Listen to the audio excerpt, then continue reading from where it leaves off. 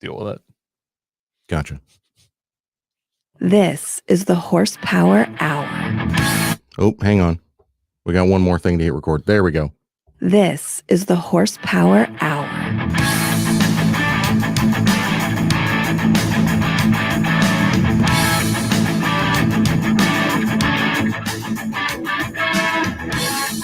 Yes, hello and welcome to another Horsepower Hour. This is your host, Andy.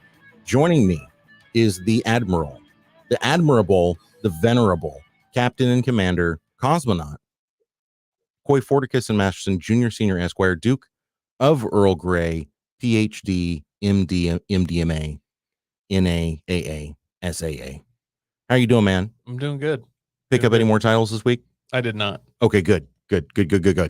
I'm always concerned when Koi comes in and he's like, bro, I did a thing. I ended up getting an honorary doctorate from some, Malaysian college. And I was like, blah. Koi, Yeah. We got some big news, man. As things start to unlock, getting us an intern in here is a real likelihood. And it couldn't come at a better time because producer Nick, I don't have any music queued up, but throw an F in the chat. He's not dead, but he did move. He is living in Eugene. He's going to be working remotely for us, no longer in the studio. We wish him all the best, of course. I hope the best. I hope he doesn't get raped by homeless people. That is a very real possibility. He lives like 5 miles away from one of the largest homeless encampments I've ever seen. Just say he lives in Eugene, and we all understand how real that possibility is. Yeah, it's a nice apartment. We helped him move in. It was on the second floor. Wish he'd told me that before I said, yeah, I'll help you. But, it is what it is. No elevator. No elevator. And it wasn't like a single flight of stairs. It was those stairs where they kind of go up and then make a 90-degree and go up again. Yeah. 4.5 unnecessary landings. Yes, exactly. Mm-hmm. So that was really cool, especially since I'm in a boot. I have told some of you this, but I'm going to end up having surgery on my foot. So it's going to keep me away from the simulator for a little while. Hopefully it doesn't interfere with our gambler plans. Can you get like a handicap simulator with like a hand throttle and stuff? I already have a handicap simulator. It's called Life. Aaron Samuelson's joining us. Good to see you, my friend. Thank you for being here. Just a quick heads up for everybody. It's been a week of comedic tragedies. We'll put it that way. So we don't have a third monitor right now. I'm probably not going to be bringing up any images in this live podcast. So all of you listening, this is your week to shine, baby. No one's seeing anything. You're going to be jumping into the links in the description.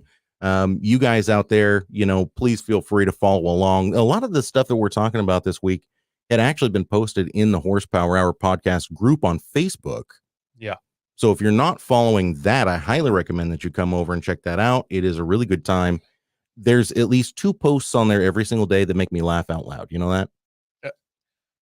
The Horsepower Facebook group is apparently more popular than the actual podcast. And why wouldn't it has way more like I can't believe how much my phone goes off and I'm like, what? Why does this have so much traffic? And I'm like, oh, just constant good posts. I love it. It's good people posting good things. So please do come and check that out. Also, if you're so inclined to, share this podcast out with a friend, with a family member, with an enemy, because you don't like the show, we'll take it. We don't mind. Also, leave a review. Yes. We'd love some reviews. If they're good enough, we'll read them and we'll bring them up on air. Or bad enough, people. Or bad enough. Yeah. If you hate it enough, go ahead and hate it. But if not, go ahead and give us some good reviews. We're probably going to be doing a review shirt giveaway here one of these days. Speaking of shirts, we got, as of this recording, Koi, they've got 4 days left to buy one of the Kicking It Old School shirts over on the Teespring store. Nice. After that, they are gone. We will be introducing a new shirt. You're going to get a preview of it. Folks in our group on Facebook will get a preview of the new shirt probably tomorrow. I'm going to post something up about it. And then Thursday is the first day of April. That shirt will go live and you'll be able to buy that, but only for a limited time. So if you like these shirts, you better hop on it because they do not last. You need to get them while they're here. Speaking of things that don't last, Koi, we got some news to jump right into. Have you seen the leaked photos of the 400Z, the Nissan 400Z? Yes, absolutely. So the reason why those got leaked is because they're actually starting to make their way stateside to start going into some showrooms, into some museums. They're showing them off a little bit. We've got some photos here. This comes from Road and Track, and we're taking a look at these photos. And I got to tell you, I'm amazed at how much this looks like the concept. It looks exactly like the concept. Like they changed nothing. This front end is so much like a 240Z from the 70s. Yeah. No, I love what they've done. I hope the performance matches. These photos from Road and Track are of this slate gray. It's kind of a gunmetal gray. It looks amazing. This has the rounded headlights in the front. They're very far offset. It's got the square grille right in the front. It's got this fantastic front fascia that just looks absolutely fabulous. I mean, if you stare at it too long, it starts looking like a chipmunk with fetal alcohol syndrome. Mm-hmm. But I do like the look of it. The only thing that bumps me right now is it kind of has these eyebrow things up here. Are you seeing that? Yeah, I'm not sure what's going on there. They're a little squared off. I would have expected them to round the headlight out a little bit more. But besides that, I mean, what am I really going to complain about? This thing looks absolutely incredible. Would you call me crazy if I'm getting like a shiny knight's helmet out of the front end there a little bit? No, not crazy at all. There's a video on the Road and Track article. Of course, you'll be able to follow the link in the description below. It does have some real 350, 370Z lines to it. The back end is interesting. 300ZX back end, basically, to me. I mean, that feels hardcore early 90s 300Z. Except for it has the full slope all the way down, so it's a bit of a fastback instead of that just a part. hatchback. But I mean, just the tail lights there. Those are 300Z tail lights if I ever saw them. And the black in the middle, and the black surrounds. I'm not a Nissan guy. I'll go out and say that all the way. I love the way this car looks. I like it better than the new Supra by a lot. I think they're really trying to hit all of the nostalgia high points, truly. I mean, even the door. Did you notice that, Koi, when they opened the door? Even the door has a little bit of that reminiscent, squared off. I don't know how to describe it. You can see it right up in the top corner of this video here. That is straight from the 240Z. Yeah, it doesn't have the surround. It's just the glass, you know? Yeah. And it kind of comes at a sharp angle. It's not completely rounded. I think this thing looks fantastic. Supposedly, it is going to be available with a manual and an automatic. That's the word out of Nissan right now. I didn't think they would do it. I honestly, truly thought it would be an automatic only. But if they're bringing the manual back for this, oh, man. If this thing can be had in a manual, it's got to be pushing 400 horsepower if it's a twin turbo V6. All it has to do is handle pretty good. And this is going to check everybody's boxes. It's checking all mine. Like, I mean, pushing 400 horsepower. It's a twin turbo V6. So you're going to be able to bump that up. And I'm betting with tunes and exhaust and bolt-ons, it's going to be 550, 600. Like, it's not going to be ridiculous. I agree. To get that kind of numbers.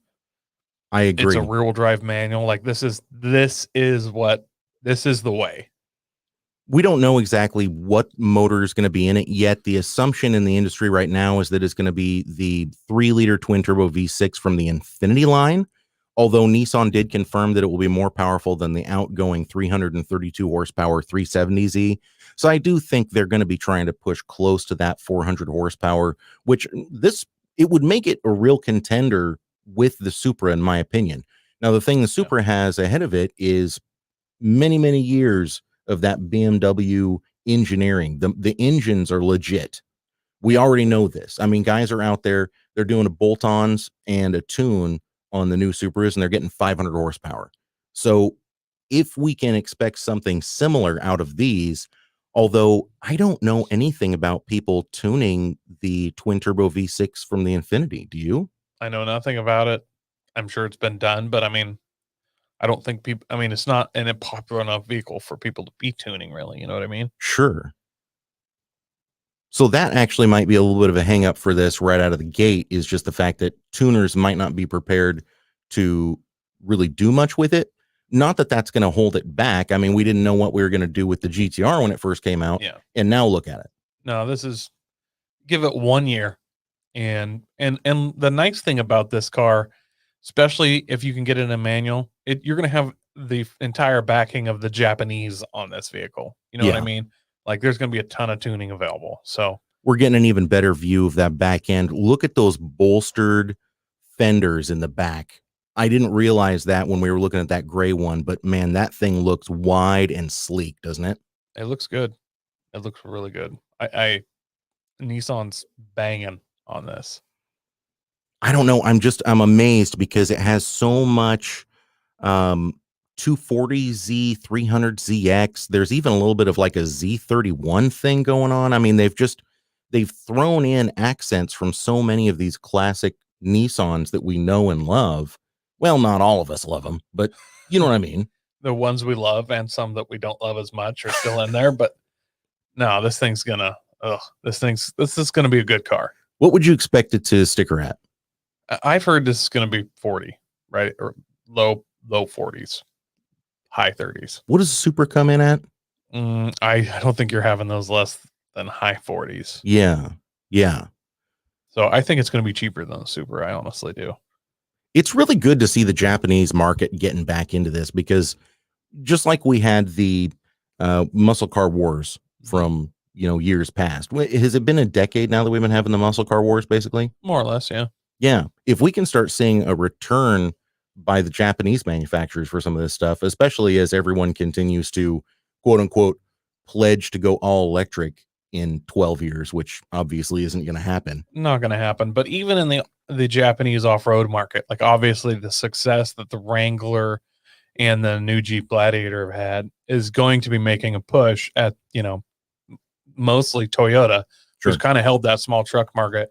I just found out last week on the off-road podcast that Toyota trademarked the Trail Hunter or Trail Hunter. So we don't know if that's going to be a Trail Hunter edition or if they're going to make a vehicle called Trail Hunter, but it's clear that Toyota's already they're already making some kind of move, which kind of seems like maybe trail rated Trail Hunter.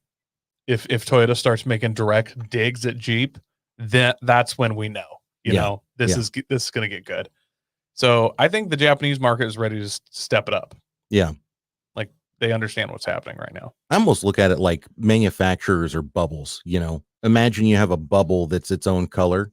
When one of those bubbles starts to grow, it pushes on the other bubbles. In order for that manufacturer to keep their bubble the same size, they have to push back, and the performance community and the off-road community, that's really where it's at. I mean, the off-road community has really been keeping Ford and Dodge and Chevy alive quite a bit here recently. Toyota, I think you could argue, I mean, is the Tacoma really the best deal out there? But people are still buying them. I mean, they've been top of the heap, but they're in my mind, they're lagging compared. Right. I mean, we've got the new Bronco, the Raptors, the Wrangler, Gladiator, both come in Rubicon editions. Mhm. The 392 Jeep Wrangler's coming out, possibly a 392 Bronco or Gladiator. So clearly the domestics are making a huge push in the off-road market. Mhm. Toyota can't stay on top of that with what they have now. So Right. they have to make a move or they get left behind. I mean, just pure and simple. It's really proof that the enthusiast is still having the sway power. I mean, I think most manufacturers thought by this point it would be like Russia. All cars would be Ladas, which were all based on the Fiat 126, and they were all just rehashes of rehashes, much like the movies that are coming out for the summer. But that's really not what it is. The enthusiast market has still been driving a lot of these products.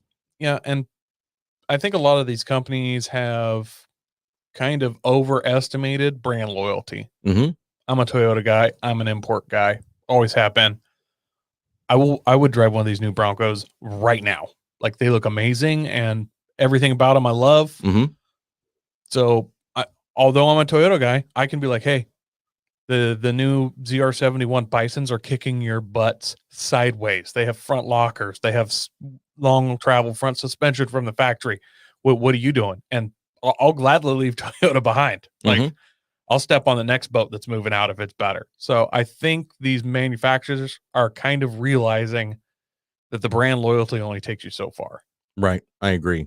It's interesting to me that we're seeing so many of these new high performance vehicles too. We've had this conversation before, Koi, where, back when we were young, back when we were street racing, a 14-second car, shit, that was fast, man. That was a quick car, yes. We had buddies with 15-second cars that would beat people and be a force to be reckoned with. It was a weird time back then. You'd never think that 15 years later you could get a Nissan Maxima that would outrun any of our race cars of the time. We had some fast cars back then. Yeah, that would get beat by most modern sedans. Yeah, and I'm exactly. counting Kia. Yeah, exactly. Don't even try to put me up against a Honda Accord. I'm gonna straight get smoked. Yeah, no, it's not even fair. Well, I got some bad news for the people that are still hanging on to their mid-90s Honda Civic dreams. The 2020 Ford F-250 is the quickest diesel pickup that Car and Driver has ever tested. Koi, this thing is making 1,050 pound-feet of torque. Yeah, it's ridiculous. Over 1,000 foot-pounds of torque. Can you believe that? Yeah, I remember when I was a kid, that was the reign of like semi trucks that were souped up semi trucks. This is just so bizarre to me that we're starting to see, and this is form follows function, right? Yeah. And this is a product of function, just plain and simple. As these engines start to get more efficient, is they're starting to get more performance minded, because they need that fuel economy, they need that towing performance, they need the off-road performance. Power is just going to kind of come along with it. And what comes along with power? Speed to the tune of, if you're running an F-250, a 3/4 ton truck with Ford's 6.7 diesel motor, it's a deep power stroke diesel V8, right? 0 to 60 in 6.1 seconds. Yeah, that's pretty ridiculous for a full-size diesel truck. It clips off the 1/4 mile in high 14 second. I think it's a 14.8. I'm going to scroll down to it here. But and what do these have, a 10-speed automatic? Yeah, they do. Yeah. 14.6 at 94 miles an hour. A 14.6. A 14.6. What did a 350Z run in the quarter? I think it was a 14.8, 14.9. I was going to go low 14s. I know S2000s were like mid 14s, low 14s. Like those aren't old cars. Those are early 2000s sports cars. That's what they ran from the factory. Sports cars, not compact cars, not sedans. That's early 2000s sports cars. And certainly not an 8,000 pound farm truck. Yeah, no, he can do this speed and then haul at least 5 people, if not 6. Hook up to a trailer, and probably gets 18 miles a gallon down the highway. Maybe a little better. Yeah. Trucks, these new big trucks they're hard to beat in every category except for the price. And what's funny is Ford isn't really the only one, because you go back and you look at like the diesel powered Silverado 2500 HD. Okay. Not quite as fast, but it's still clipping off a 14-second 1/4 mile. It runs the 0 to 60 a little bit slower, 6.2 seconds, that's tested. And the 1/4 mile time is a little bit slower, 14.8 seconds at 93 miles an hour, as tested. But we're right there, man. We are right up there. Yeah. With performance numbers as close as they are, I don't know if you can really sit there and go, a Ford is better than a Dodge, which is better than a Chevy, which is better than a Ford. Can you really do that anymore? I've actually said that the last couple of years. People are like, what's the best truck? And I'm like, they're all good. So just pick which one you like looks the best. A lot of my family loves Dodges. They're Dodge people. Great trucks. On the other hand, I'm hail from a construction background, and Ford reigns supreme in the work truck department. You'll rarely see Dodges and Chevys, that heavy duty 450, 550 series size, Super Duty. There are some of those work trucks, but man, for the most part, it's 10 to 1. The Fords are reigning, and they're pretty good trucks. I don't have a lot of, considering the way we use them, man, they hold up. So I don't think you can go wrong with any new full-size truck. And what's crazy to me is there's such an upgrade path for these anyways. You know, you put on the tuner, you put on a bigger turbo, you put in bigger injectors if you need to. I mean, there are upgrade paths that are already established for these engines because the engines have been around for a while. You could easily get yourself a 12-second diesel truck. Oh, yeah. If you actually want to just go gains per dollar spent, hard to beat. Yeah. Possibly unbeatable. Like if you were to pit really any sports car against a diesel truck, like you have $5,000 to get the most horsepower you can out of it reliably, and you do the same with a full-size diesel, it's going to be like 300 horsepower out of a full-size diesel that $5,000 would get you. With any sports car, 100. Yeah. Like it's not going to be good. Yeah, you better start shopping eBay. Yeah, you're going to get cheap stuff. Yeah, exactly. And, get a Wuhan windmill and bolt on, pray for the best. Like, now your dad has a bulletproofed 6-liter, I think, right? yes. Doesn't he have an upgraded turbo on that? The turbos, I wouldn't go upgraded. It's a different turbo than factory, which is, I don't remember what size. It's slightly better, and then a tune, has a tune on it. Because I remember him telling me that thing will turn the tires over pretty much whether he wants them to or not. It's pretty quick. It's a stout truck. Yeah. So these Ford diesel trucks, I mean, listen, they've gone through some hard times. The 6-liter obviously had a lot of issues. The 6.4, I believe, was even worse. The 6.7 seems to be pretty good. And of course, if you want to go the Cummins route or the Duramax route, the Duramax, that seems like a pretty tried and true standard engine. I mean, if you want something that's reliable and diesel, say what you want about the way the Chevys look or their interiors, they're too plasticky, whatever. The Duramax seems like it is a tried and true motor. No problems with the Duramax. I mean, I have no problems with any of these motors. When you start trying to tune them and soup them up, that's when the Ford's legendary rubber head studs kind of came into. Nobody had a problem with 6-liters till they tried to get an extra 200 horsepower out of it. Right. So, take all that with a grain of salt. There's a lot of brodozers and coal rollers that were really upset when their head studs stretched, and then they had to pull the cab to get the motor off. Now, say what that's a fair criticism of Ford, saying you have to pull the freaking cab off to work on the motor. Fair criticism, but I'm sorry if you're tuning your rig and stuff goes wrong. You need to be prepared for that, especially when there's as much data out and we already know what's going to happen. Sure, yeah. My dad's 6-liter. He dug into that at like 300,000. It's still a stock block. He redid the heads, and I mean he's well over 300 now. So say what you want to say. That's ridiculous. Well, let's do a quick little role play. I have a 6-liter that I've brodozered and I've taken it to your shop. Okay. So I'm standing at the counter and you're here to give me the bad news. So I see you bought an Edge tuner. Yeah, bro. It's amazing. Yeah. Those can give you an insane amount of power. I was hoping for 500. Yep. Have you already ran that in the performance mode, or have you kept it in tow and economy? No, I full performance. How much? How long? Well, I mean, I put it on a year ago, and then I put it in the max performance, and then I had to put in the code for the off-road tune that you're not supposed to run on the street because it's like max power. The one that gives you the warning that says doing this for a long time will damage your motor. Yeah. I just set it to that one and rolled. It blows so much black smoke, bro. It's amazing. That was for a year? Full year. Wow, you got a long time out of that. That's really good. That's amazing. Well, I mean, it's been eating coolant for the last 9 months, so I bet. I'm surprised it still runs, honestly. Not well. Some days it starts, some days it doesn't. I think it depends on how much water is in the cylinder. That gives it compression. Yeah, so you're going to need some new parts. I'm assuming you already know kind of what's going on, but the head studs on these were kind of not really built for the kind of horsepower and forced induction you're adding. So they've actually stretched. Oh, stretched. So does that mean it can fit more? No, this is a bad thing. It's not a vagina. It's a block. Oh, okay. Yeah. So those heads came up away from the block, and now like coolant and fuel and wow stuff and gaskets, things. That sounds real bad.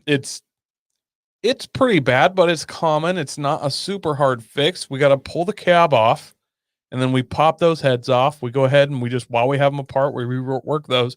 We just throw some ARP head studs in there, throw everything back together. It's going to be solid. You're going to be able to run it on that high power with some ARP head studs and just a little head work. Oh, kick ass, dude. So I have a trust fund. I get $2,000 a week. How much is this going to set me back? It's going to be about $4,000.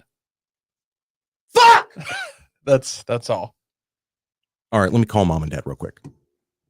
And scene. Because obviously mom and dad are still carrying the note on it. Bazinga. Bazinga. Yeah, that's how it went with a lot of those 6-liters. But I mean, you're 100% right. There's some of them that have 500,000 miles on them and really have no problem. It's just because people are being stupid with them. Well, I worked with a guy. He bought one that the dude thought had stretched the head studs on. Turned out it was just some sensor that went bad. And this guy kind of knew a little bit and did some research and was like, he was selling it priced as if the head studs had gone bad. So the dude bought it, came there with a new sensor, put it in and drove it away. And the look on the dude's face, he said, was like, no, but he had already bought it, drove it around about a year and then bought an edge tuner, drove it around for about a month and then was out on the highway. I was like, well, I'll run it on the high tune, the max. Ooh. And he was like, it was amazing. He was burning it off on the freeway. It took about an hour before the gaskets went or the stud stretched. That's brutal, man. Yeah. That's brutal.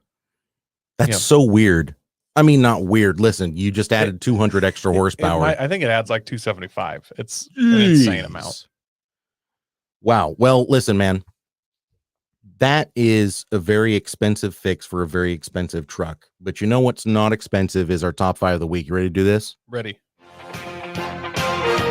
The Horsepower Hour presents this month's top 5 of the week today.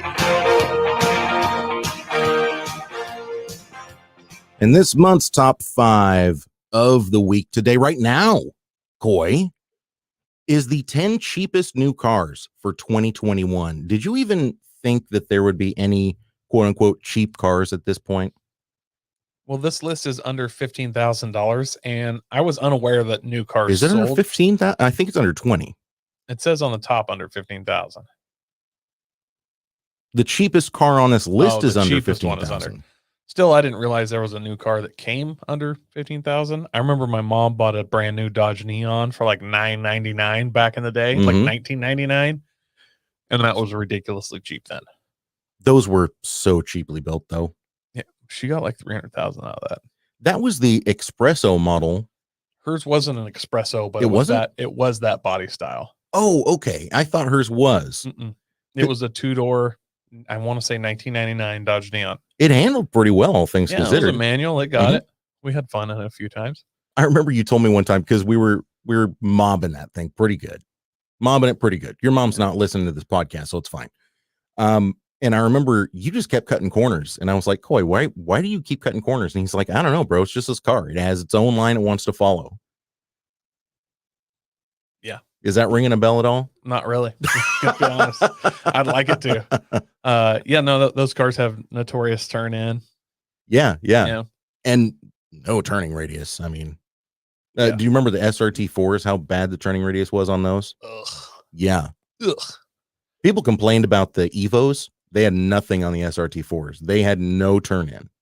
Yeah. The SRT4 actually, if you punched on it, then would understeer, even at ultra low speeds. Like if you're just turning around in a street, you'd still get understeer. Yeah, that's because they were built like a diesel, 240 horse and 1,000 foot-pounds of torque. Here's one that doesn't have torque, though. The Hyundai Venue is starting at number 10 slot at $20,000, Koi. That is for the most basic of the basic model. But, I do have to say the one thing going for this car is that it's ugly and I never buy one. I haven't even seen one of these on the street yet. I haven't either. I don't think anybody's dumb enough to buy them. It's hideous. It comes with a CVT, but in a car this cheap, I don't know if I'd trust that CVT. Here's a surprising one for you. Number 9 is the Hyundai Veloster. The most basic of the basic Hyundai Veloster you can get is $19,895. I didn't realize they made one that basic. That's $140,000 247 horsepower instead of the 275 horsepower turbo motor. But, Mhm. if you're willing to live with 120 some horsepower less, then you could have. One thing that it does have going for it is it's available with a 6-speed manual transmission in that base model. I'll give them that.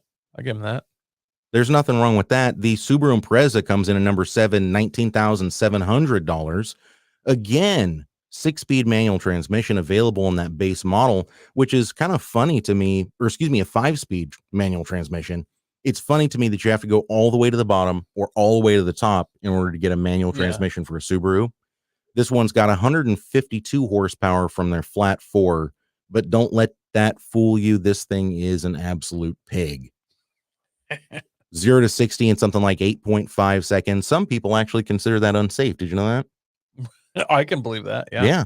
With all of the new cars that are so quick, 0 to 60, a lot of these budget vehicles that just don't have the power to really get you rolling, there's actually a few groups of people that are saying these are unsafe to drive because they can't get up to highway speed at the same speed as the other cars. Yeah. And how many people drive these just floored, just maxing it out? You kind of have to, really. The interior on these, not bad though. No, not at all. I don't mind the interior at all. It's a little stealth jetty, but other than that, it's got a nice look to it. And thanks to the newly revised motors, the FA20s, they're getting pretty good fuel economy too. Over 30 is what they're claiming out of these flat 4s. Not bad for a Subaru. Not bad at all for a Subaru. I wonder if you can throw much boost at them. Yeah, I don't know. Yeah. Be something to think about. Somebody will. If you got a base model Subaru and then threw like a Roots supercharger on it. They make superchargers for flat 4s like that? I got a welder. Anything's possible. Number 6 is the Kia Forte. 18,855, buddy. 147 horsepower, 6-speed manual transmission is the standard, and it is, of course, just the front-wheel drive. A lot of these cars, believe it or not, are available in all-wheel drive. I hadn't quite realized that. And this one is touting 37 miles to the gallon. Now, if I'm going to be totally honest, out of this list, this is the showstopper for me. Mm-hmm. The interior is straight up freaking nice. It's got, as far as like actual options that come with it in base model, this, has like an actual stereo, like it has all the accoutrement. And I honestly think these look pretty good. I have no problems with the looks, and they come pretty decked out for this price. Absolutely. The Kia Soul, $18,600. There is nothing that Kia can do to make me want one of these. They're ugly. They're horrible. We already tried this experiment with the Scion XB and it failed. The Kia Soul, my problem is it's progressively got uglier. Same with the Scion XB. Right. Like the first model that came out, both of these, I was like, ooh, not bad. And then they were like, let's make it worse. Yeah. I was like, okay, fine. We'll just make it worse from here. At this point, this thing looks like it should be in the Total Recall movie. Not the new one, the old one. Yeah. Yeah. Where it was just the goofiest looking rigs because they thought that's what the future would look like. That's the direction that the Kia Soul is heading. The only thing I can really say for the Kia Soul is I would be curious about the all-wheel drive model and how it would do in a little bit of like an off-roady type of a situation, because these things ride high from the factory. They're tall. Do. I'm sure it would do okay till it didn't, and then you'd be screwed. You'd be stuck somewhere. Yeah. Again, another vehicle with 147 horsepower, and it is available with a manual transmission. I do have to admit, I mean, some of these cars, I'm not going to run out and buy it, but like the fact that it has a manual transmission at least bumps it up a little bit for me. It takes it from a 2 to a 3. That's true. That's just my personal feeling. The 2021 Kia Rio comes in at $17,015. That's right, 1705. And yeah, I don't know if we have anything good to say about this, do we?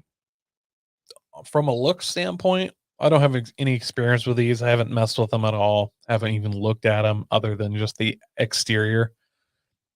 They're kind of hideous, in my opinion, and I don't care for them at all. 41 miles of the gallon. So a little bit of good news there. I don't think it's going to get you there fast by any means. In my opinion, this would be the better option than the Kia Rio for sure. The Hyundai Accent comes in at $16,390.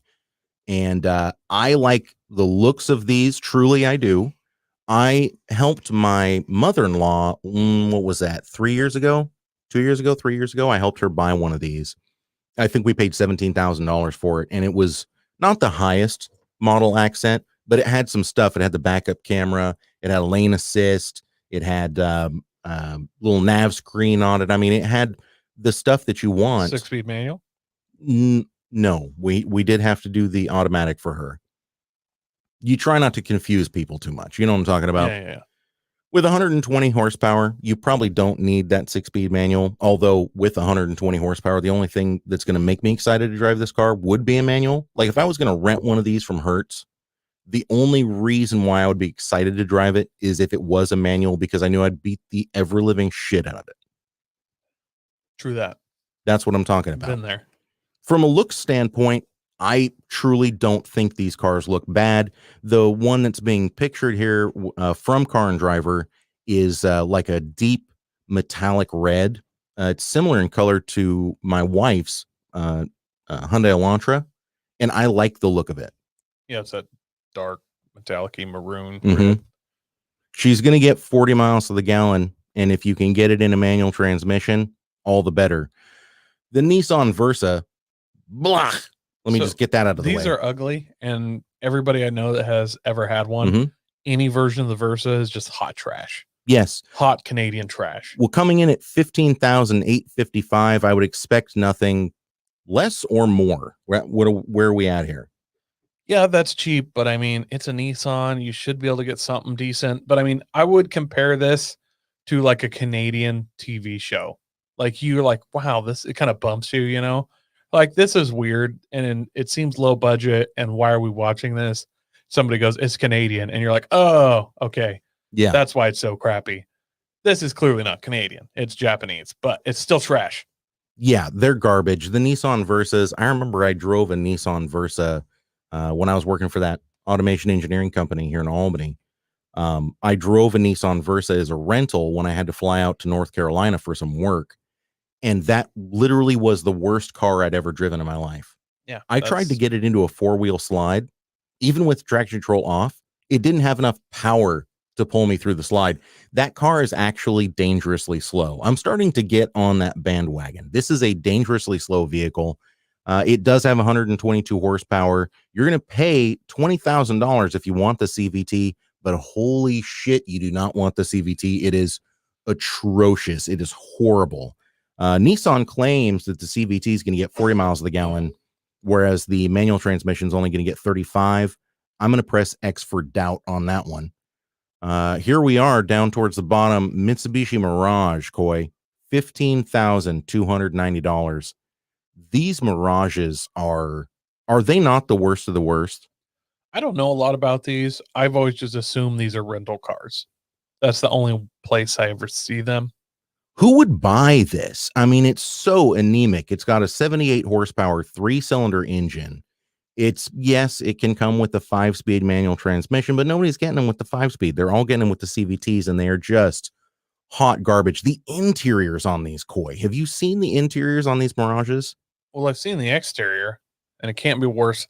The exterior looks like they built a wide body, like somebody put a wide body kit on their car, but then they never got the wheels and tires to match the wide body. They just left. That's what it looks like from the factory. Right. Like literally just big bubbly fenders, tires, just little tiny skinny things way back in there. Yeah. It's like, you know what it is, man? It's if you had a jelly bean that you put Dodge Caravan plastics inside of. Yeah. I like the plaid. It's got that like ugly plaid seating. Like just everything about these is, ugh. It's so ugly and it's so hot trash. The Mitsubishi Mirage, is it cheap? Yeah, it is cheap. In the grand scheme of things, if you're buying a brand new car, though, when are you going to be in a situation where you have no choice but to spend $16,000 on a car? Like you've maxed out. Yeah, you literally can't go to 20,000. Keep in mind, my wife's fully loaded Elantra. Mhm. I paid $19,000 for that. Look, if your credit score is lower than your IQ, then this is where you're at. Yeah. Yeah, I don't even know why a bank would loan on these cars, though. I don't think the reliability of these is all that high either. Oh, I'm sure it's horrible. All right, we're headed down to the bottom here, you guys. The number one cheapest brand new car in the United States is the Chevy Spark, coming in at $14,395. What do you think of this one, Koi? So I have driven the electric Chevy Spark, which is it? Do they come in a gas or is it only electric on these? No, they come in a gas. This one, the base model of it anyways, comes with a 98 horsepower inline 4 and a 5-speed manual transmission.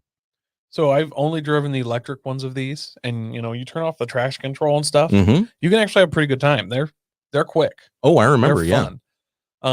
You're not gonna have fun for long because you'll run out of juice. But yeah, no, these are a cool little car. I have no problems with a Spark. I got passed by one today. Dude aggressively passed me just down here by the oval track. I was in a line of like 6 cars, and he aggressively passed me to get one car ahead, and then we're in the 45 zone, and I was like, I'm not sure where you're planning on going from here, bud, but good luck to you. Wow. Yeah, no, it was his. I don't know what his deal was, but really worked out for him. It worked out well for him. He got ahead of a world's tiniest car. Well, not only is this the cheapest car in this lineup, it's the cheapest car that you're going to be able to find brand new in the United States. Check out some of the features on this thing. It has a 9-gallon fuel tank, Koi. It gets 38 miles to the gallon, so not the highest fuel economy on here. As a matter of fact, you're going to have to go quite a ways up on the list to start getting back into the 40s, 9-gallon fuel tank, 38 miles to the gallon. That's not going to get you super far, but there you go. Also, no standard safety features. I wouldn't expect it to have any forward collision warning or automated emergency braking or anything like that. This thing doesn't even have cruise control, son. Dude, this is a Honda Civic hatchback, but cheaper, heavier, with less horsepower. Yeah, for real. I don't understand why. Okay, I just realized something. You know what these last 3 vehicles are on our list? They're rentals and they're fleet vehicles. Yeah. Fleet. Even rentals are technically fleet vehicles. You know Right. what I mean? It's a fleet of rentals. Yeah, but if you're a giant pizza chain, let's say that you've struck gold, you've got the best pizzas in the Bay Area, and you need delivery vehicles, you're probably going out there and going, what's the cheapest piece of crap I can find that I can get zero amenities in? I don't even want it to have a stereo. I don't want my delivery people to enjoy this job, even in the slightest. I don't want them to be distracted by things like music. No. Yeah. Or joy. Or happiness. Dignity. That's when you go to one of these. I don't know. I don't understand why anyone would buy one of these. If you guys out there do understand, or if you own one of these, please reach out to us. I have to know why you bought it. I have to understand the logic behind it, because I just don't see it. But that will conclude our top 5 of the week, Koi. What do you think? Would you buy or drive any of the cars on this list? There's a couple I would buy or drive. What are your absolute bottom of the barrel here? Oh, the Mirage was the worst by far. The Mirage is definitely one of the worst. The Nissan Versa, though. Oh, that's yeah. That is a crappy standoff that I don't want anywhere near. It's pretty bad, dude. I feel like the Versa is better just because it's got a little more leg room. Like, just it would be less uncomfortable. You know what I mean? But man, it is bad. Less uncomfortable for your body, more uncomfortable for your soul. I'm just going to throw that out there. But I do think it's time for our OLAF. Are you ready to do this one, man? Ready.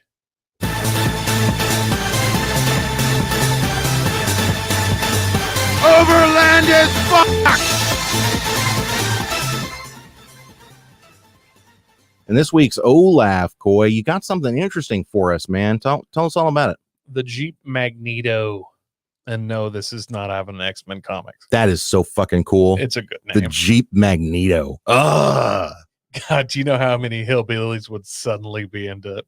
Marvel villains if this comes into fruition.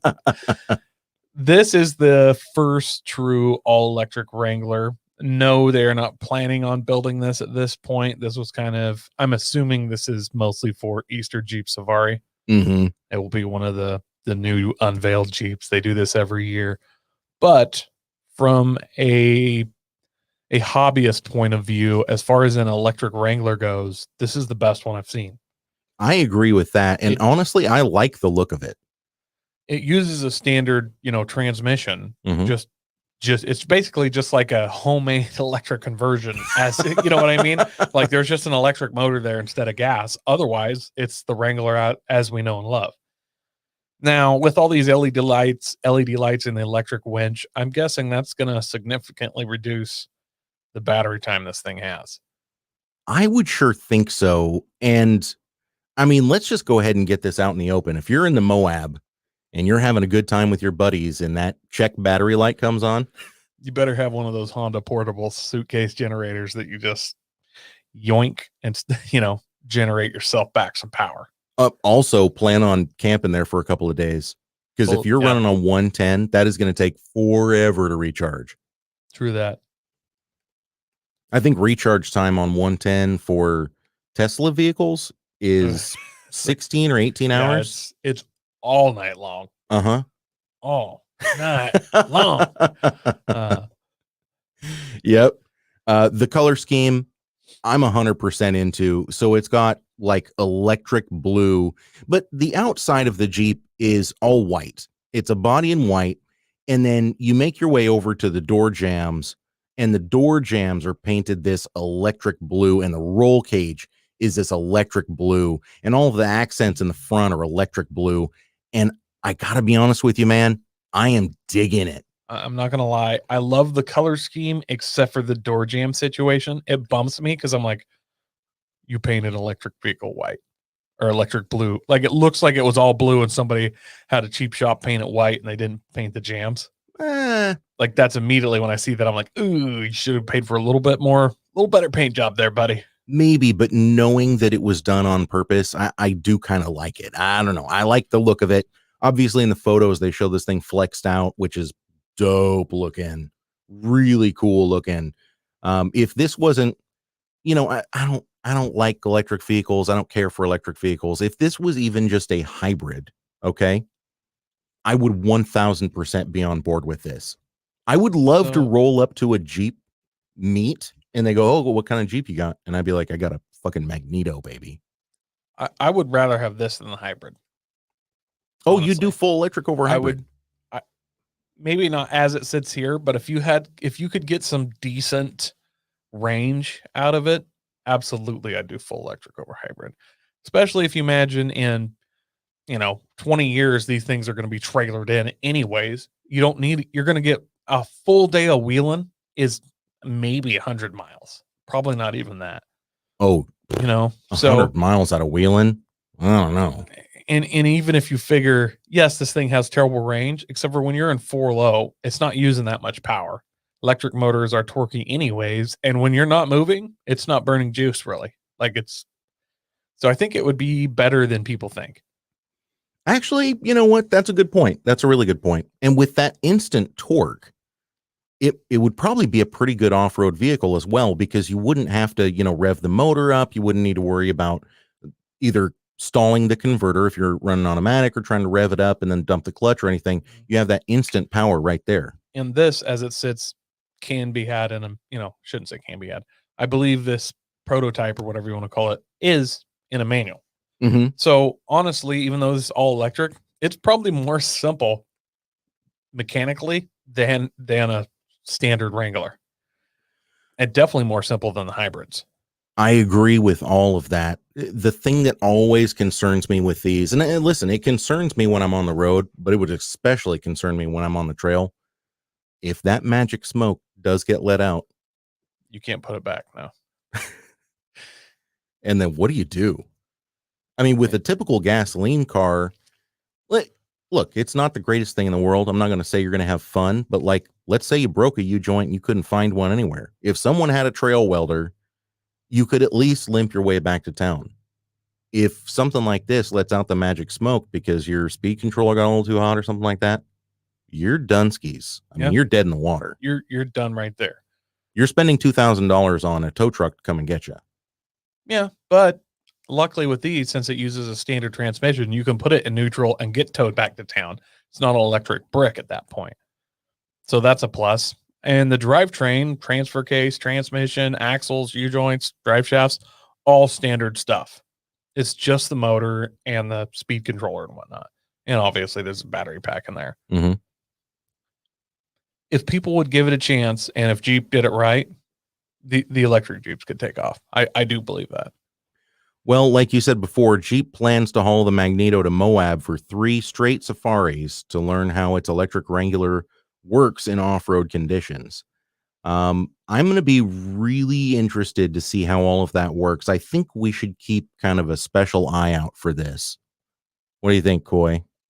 3 straight safaris. Now, if I am reading into that right, that's for 3 years. Mm-hmm. So they're going to develop this, it sounds like. You'd have to.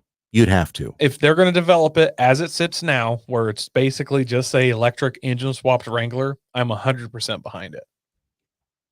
Yeah, but if this thing starts leaving people stranded on the trail as a Jeep, that's kind of a Jeep thing anyways. You wouldn't understand. Yeah, they're not new to that. That's a lateral move. Yeah, but you know what? Over the next couple, 3 years, whatever it takes them to develop this thing, we're going to keep a really special close eye on this because I am really, really curious how this is going to shape out. You know, we're staring down the barrel of the Hummer EV coming out. Mm-hmm. We're staring down the barrel of the F-150 hybrid trucks. The F-150 EV is supposed to be coming out here real soon. So, I mean, there is kind of almost like a rise of the electric overland rigs, at least for trust fund kids. You know, what was that movie that we loved as a kid where the alien spaceship sat in orbit and took control of all the vehicles and they're running into everybody and killing everyone? Maximum Overdrive. Yes. With all these electric vehicles and that actually being a thing that could happen, I feel like that's and in living this world where we just rehash every pile of crap movie that's ever been made. Mm-hmm. Movies that never needed to be remade we're remaking. I feel like this maximum overdrive scenario, like it could happen. Oh yeah, totally. Maybe not the alien part, but Chinese, yeah. You can't really use any actual car manufacturers because I'm pretty sure you'd get sued real quick if you implied that like all Teslas could be hacked and start killing people. So you're going to have to come up with some new names. You're going to have to be like, oh yeah, he's driving the new Temsla. I just wouldn't do names. It would be in the not so distant future when all vehicles are electric, even though they look exactly like they do now. And they'd just be plowing through crowds of people. They'd be plowing through crowds of people like Republicans at a Black Lives Matter rally. No. Too far. Look, man, I'm excited for this all electric Jeep. It's going to be interesting seeing it come together. I mean, again, let's just break this down. F-150 EV, Hummer EV, Jeep EV.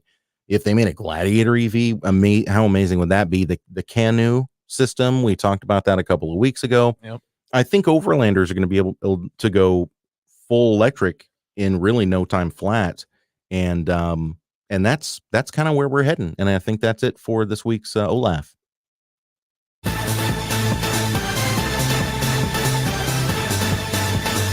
Overland is fucked. I still like that rig a lot. That's a really cool looking Jeep, in my opinion. I'm down with the Jeep Magneto. Yeah, I am too. Funny story this week, Smoking Dealer Smoking a Doob, which was actually a deal. It was like a deal beyond a deal. It was an MR2, AW11 first gen, whatever you want, wherever you're at on that, with a North Star Caddy V8 shoehorned into the back, automatic transmission, obviously. Beast wide body box flares. Well, I got technically not box flares, but I mean swimming pool flares, monsters. It was beautiful. I was ready to go and pick the thing up myself. It was like $2,500 is what the dude was asking for. $1,800. $1,800. Ugh. Yeah. It was it was hard not to buy. Like Yeah. I looked at it, I'm like, it needs some work. It wasn't quite finished, but it was pretty close. Man, that'd be a death gambler. I know, dude. And we almost got there. I was looking at it 2 days ago and it was still up, but now it's down. Somebody bought it, and I say congratulations and kudos to those people. So we were scrambling a little bit for a new Smoking Dealer Smoking to Do, but the folks over in the amazing Horsepower Hour podcast group, if you haven't joined, you have to go and join them. They came together and they found us a new Smoking Dealer Smoking to Do. Smoking Deal or Smoking Adobe. And this week's Smoking Deal. Why did I say that? Smoking a deal. I'm smoking a deal over here. Smoking Deal Smoking a Doob is a 1979 Mazda Rx-7. So technically this is an SA, not an FB, although they're kind of one and the same. You know, people forget about that. The early RX-7s were actually an SA chassis code, which then later became an FB chassis code. So it's kind of a weird intermittent thing. A lot of people, like if you go on the Racing Beat website and you start looking at suspension components for the first gen RX-7, it says SA/FB. I mean, they're basically the same. Yep. Chassis code's a little bit different, but this one's being called an SA. It is a 5-speed Racing Beat intake with Holley 4-barrel carb and Racing Beat headers with a new battery, MSD Blaster 2 coils, NGK plugs and wires, new Holley high volume fuel pump and pressure regulator, Koenig rewind wheels, which I love the rewinds on these older cars. I do too. There's something. Does the front end look lifted on this thing or something? It does. We'll get to that. It's got Hankook Ventus V2 tires. So, new front and rear brakes, compression test done. Motor turns over, but I can't keep it running. Looked up everything on the internet on issues to fix the problem, but can't seem to dial it in.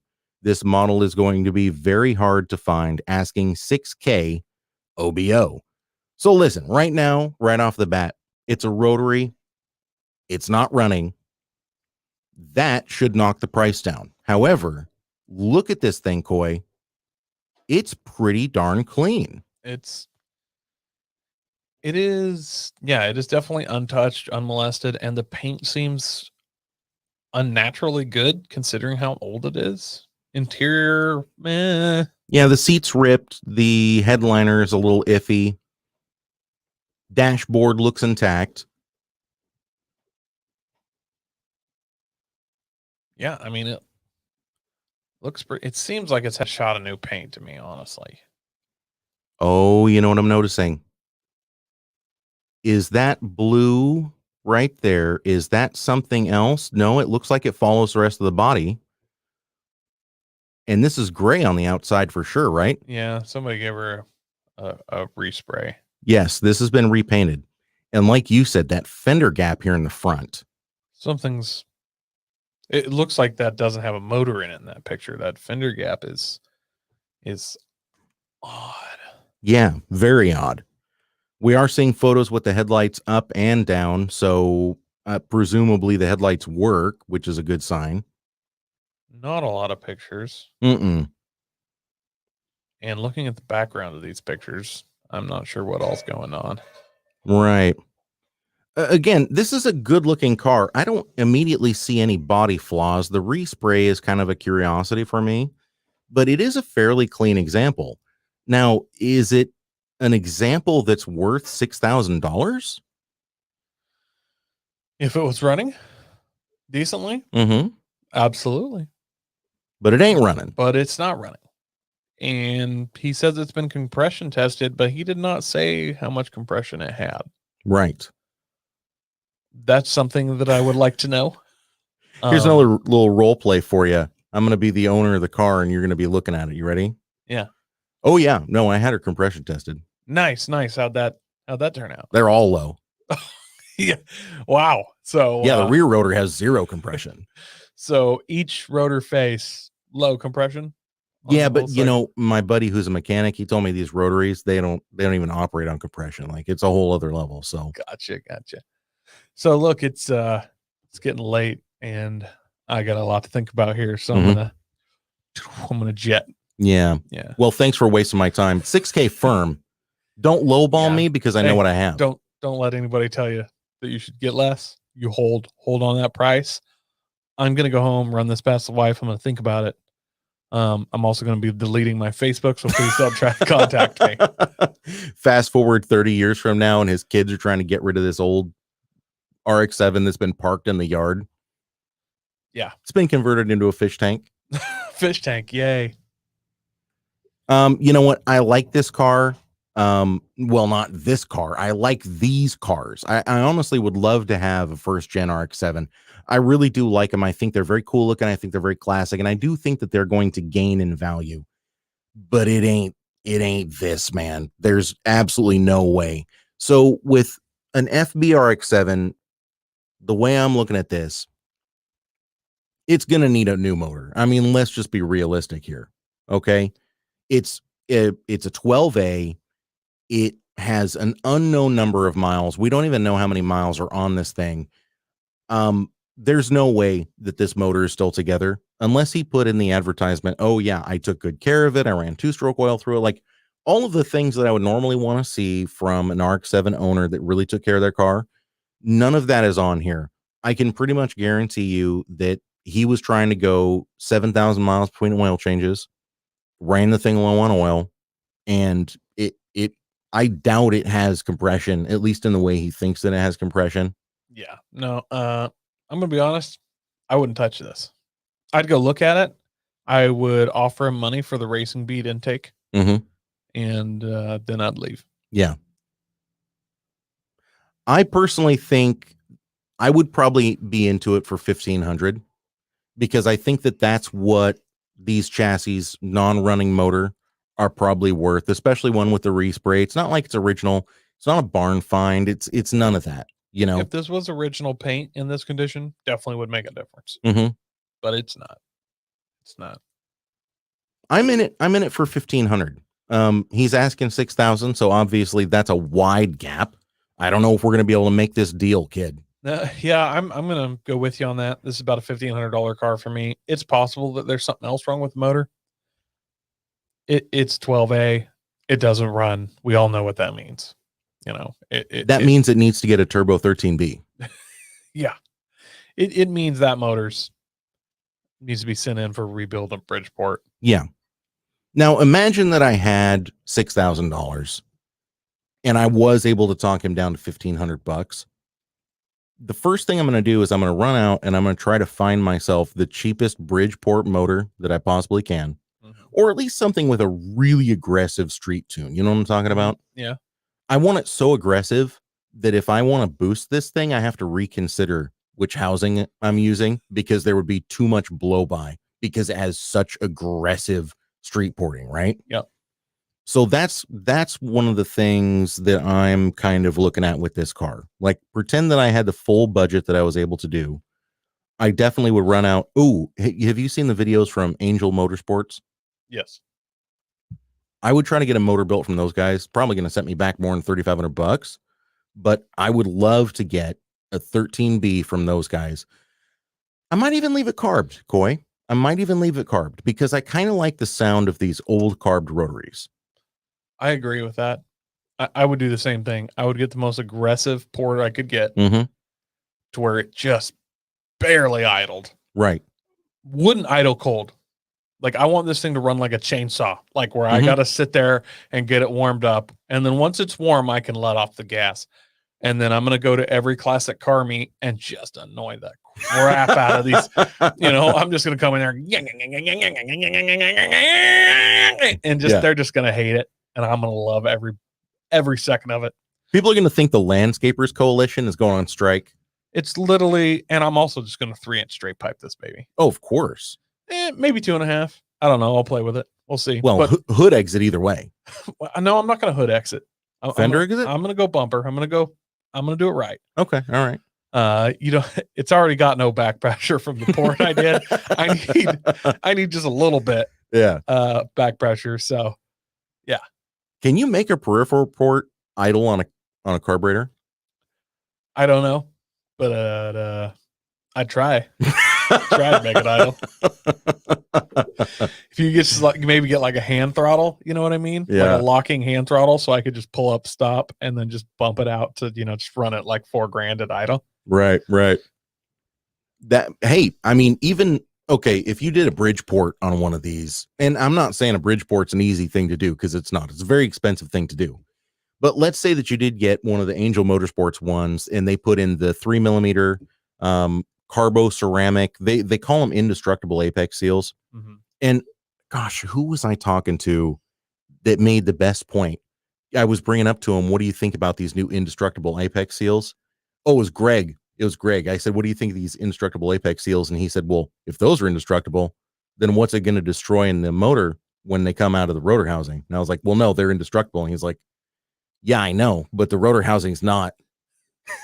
And I thought, that's a really good point, actually. That's a really good point. But either way, with rotaries these days, they seem to be holding together really, really well.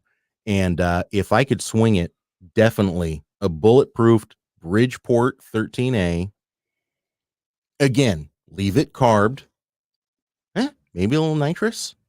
Look, I want it to sound like one of the old school RX-7 rally cars. Mm-hmm. That's what I'm going for. Yeah.